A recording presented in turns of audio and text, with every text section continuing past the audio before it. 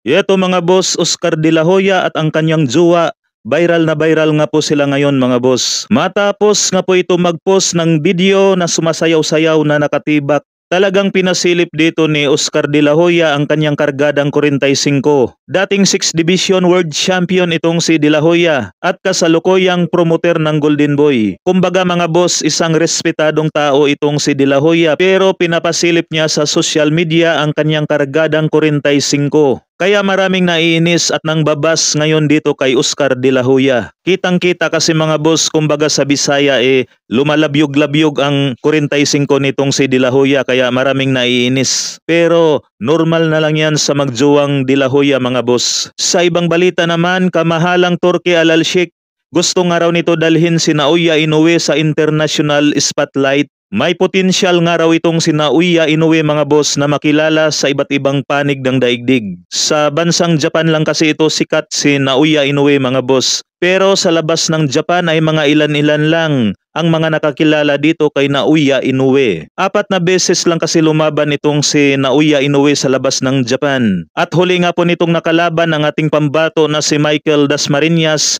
maglilimang taon na ang nakalipas. At hindi rin kilala ang ating pambato na si Michael Dasmariñas sa labas ng bansa mga boss. Kaya napakaganda nga po ang plano nitong si Turkey Al Sheikh na gawin niyang global superstar si Naoya Inoue. Ang malaking katanungan na lang po dyan mga boss, kung papayag ba ang international promoter ni Naoya Inoue at local promoter na si Hideyuki Ohashi at Bob Arum. Nasanay na kasi ang mga promoter nitong si Naoya Inoue mga boss na sa bansang Japan lang ginanap ang kanyang mga laban. Pagdating nga po sa social media accounts mga boss ay halos pareho lang sila ng mga followers ni Cuadro Alas Casimero. Samantalang pound for pound si Naoya Inoue. Kung isasama pa natin ang ibang mga social media accounts ni Cuadro Alas mga boss ay mahigit 1 million po yan.